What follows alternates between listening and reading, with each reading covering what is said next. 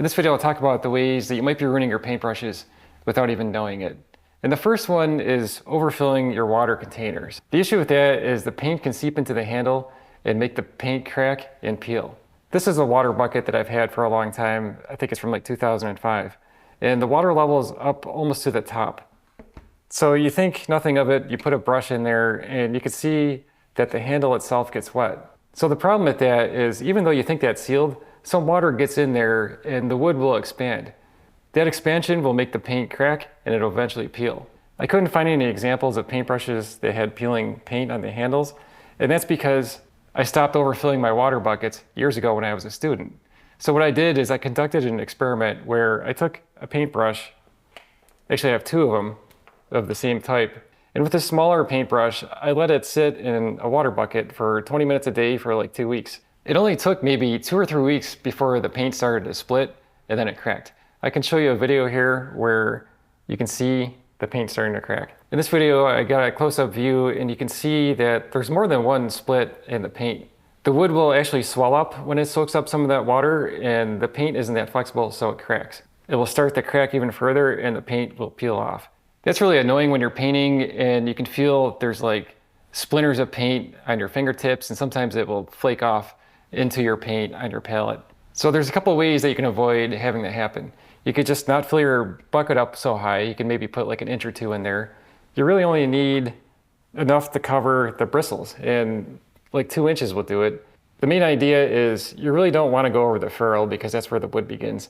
And the water can actually start to degrade the adhesive in here and you'll have like a loose ferrule or it'll come totally free from here. I'm sure I have a brush here that has that issue. If I can find it. So here's a brush where that happened.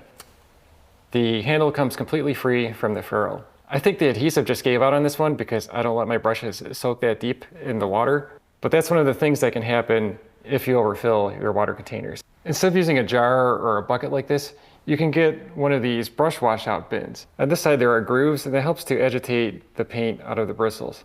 On this other side there are these slanted sections. And that's for resting your brushes on them so that the weight of the brush isn't on top of the bristles. That leads me to the second way you might be ruining your brushes, and that is letting your brushes stand on the bristles. Allowing your brushes to sit on the bristles like that could put a permanent bend into the bristles. Sometimes you can reshape them, and you can do that by using this Master's brush cleaner. What you do is you rub the soap into it, reshape the bristles, and let it dry that way. Once it's dry, you can shake out the powder, and it should maintain its shape. I have an entire video where I show how that works. There's a link to it in the description below. When you're working on a painting, you might have a bunch of brushes going at once, and it's tempting to just leave them sit in the water. What I do is I let them either sit on top of the container or on a rag off to the side. That way they're not resting on the bristles, and the rag will help keep your area clean from paint. You don't want to store your brushes with the bristles down like this in a jar or any other container for the same reason. It'll put too much pressure on the bristles. If you're traveling, you want to use some sort of brush container too. That way the bristles will be protected. So here are a number of brush containers. The simplest one is like a canvas roll-up protector like this one. There's pockets in here and that'll protect the bristles when you roll it up. You could just tie a bow on the end. That way the end of the brushes will be protected by the fabric. If you're looking for something more substantial, one of these plastic ones would probably work better. There's a variety of sizes to choose from here. Most of these brush boxes have foam in there. Once you close it up, you can put it in your backpack and your brushes are totally protected. There's a variety of sizes. I have links to all these in the description below. Here's a medium-sized one, and here's one from Art Bin, and I actually modified this one. I put pencil clips in here so that I could just quickly put this in here and I can put it in my backpack and I'm good. Another option is a sketch box from Art Bin. Once you open it up, you can store paper in here, and there's all these slots for your brushes, and there's a pocket in the back here. You can slide other pads of paper in here or other art supplies. On the front, there's a clip for the same purposes, and you could sketch on the front here. The third way you may be ruining your brushes is that you're not cleaning them well enough. I know this sounds obvious, but if you look at some of your brushes, I'm sure you'll find ones like this where there's a lot of staining in the bristles. This is a really old brush. This one, I somehow forgot to clean the oil paint out of it. And here's another one that just has a lot of staining in it because it's old. So the different soaps that I use are Dawn dish soap. This is like an everyday soap. I tried out some of this Escoda olive oil soap. It's basically a hand soap and it has a nice smell to it. I use it with my Escoda watercolor brushes, and it does work pretty well for watercolor paints. But when you need something much more stronger, I recommend this Masters brush cleaner. It doesn't really have any solvents in it, and it has like a faint lemon smell to it. So I figure I'll do a little demonstration here, and I'll take these 3 brushes and see if I can put some more life into it. The thing is, when you don't clean the paint out thoroughly enough, it builds up around the ferrule, the bristles get a little bit more stiff, and they get stained like these 3 brushes here. So let's see what this can do. All right, so I'm gonna put some gloves on because it gets a little bit messy. I'll put some cardboard down too, just to protect my desk. So the first thing is I'll just get them wet, and you just rub the bristles into the paint, and then you can use your fingers to loosen it up. This is probably the worst one, so I'm starting with that one, and I could let that soap work into it a little bit, work a little bit more water into it. I could feel it starting to separate. Then I'll start on these other ones, just working the bristles into the soap. It doesn't hurt to put safety glasses on because it's not very much fun to get soap in your eye, and especially when you're scrubbing the bristles, it could just spray in your face a little bit, so that's why I wear safety glasses. Anyhow, you can see that there's some color coming off in here already. I just use my hands to work that in there. These are nitrile gloves. These are my favorite ones. They have like a textured fingertip and they seem pretty thin. There's a link to those in the description below. So let that one sit for a minute. Then here's this one, which is really old. This is a bristle brush. This is probably at least 10 years old at least. You can see the color's coming out of it already. Yeah, look at that. All right, so I'll scrub these a little bit more and then we'll rinse them off. This one's really getting foamy. So I scrubbed these for a few minutes. I'll rinse them off and see what they look like. That one looks better. A lot of that greenish color came out of this brush. I think these bristles are shot, but it did get rid of some of that paint. And this one with the dry paint, I think there's still some on there. Yeah, you can tell it's on the end a little bit. But I think if I scrub it a little bit more, I can get that out of there. So let's give that a shot. I'll do the same thing and then I'll come back and rinse it. This is warm water. I figure I'll let that soak in there a little bit. That might help to soften up the dry paint. It helps to use your fingers to separate the bristles a bit and scrub the dry paint out of it. I'll give them a final rinse and let's see what we have.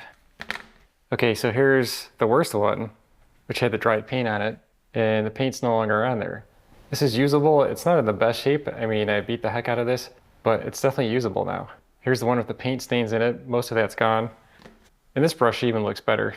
I'll have to do a side-by-side before and after picture, see what these look like. First, I'll clean this up.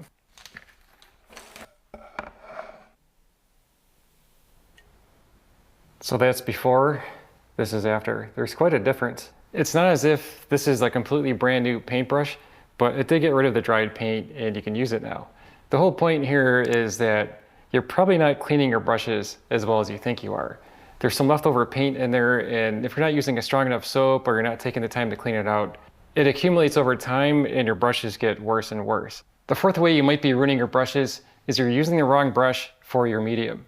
In this case, I like to use acrylics, so it doesn't really make sense to use bristle brushes, such as a brush like this. This is like a China bristle brush. And the reason for that is when these soak in water for a long time, they begin to splay. They soak up the water and the bristles just sort of go a little bit haywire. You see how that sort of doesn't keep its shape anymore. So what's better for acrylics is like a nylon bristle. It doesn't soak up the water, they're inexpensive. And this brush is pretty old and it still has a pretty decent shape to it. The other thing too is you wouldn't want to use like a soft bristle brush like this Escoda watercolor brush. I wouldn't use this for thick oil paint. It wouldn't make any sense. These are for my watercolor painting and that's it. I like this set of nylon brushes. They're travel brushes from Richardson. And they have these short handles which make it really convenient to carry them around. Plus it's good for filming. The handles don't get in the way of the camera.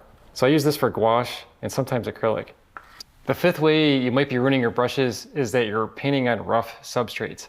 So if you're doing murals outside on cinder blocks, that rough texture might be wearing down the bristles of your brushes. I don't have many examples of that, but here's one that's worn down a little bit. Another thing to look out for are things like clear gesso or anything that has some sort of grit in it. This seems to have some sort of light aggregate in there, so there's more tooth. You have to keep in mind that's kind of like painting on fine sandpaper. I used it for this demo painting from Estelle Day's book. There's a link to this oil painting demo in the description below. I know it's in here somewhere. Aha! There we go. These brush protectors, throw those out in the garbage. I know it seems like a good idea to slide this tube onto your paintbrush to protect the bristles, but if you don't get every single bristle inside this tube, it will fold it over backwards and totally misshape it. It'll be hanging out here. You'll never be able to get that to straighten out. So chuck these out in the garbage when you get them. If you want to protect your brushes, get a brush box or one of these canvas rolls. It works so much better than a plastic tube and it's easier to put them in there. Up next, you can watch my demo on Master's Brush Cleaner. I use it to reshape bristles and to clean out some dried paint. Please like and subscribe if you found this video useful. Thanks for watching.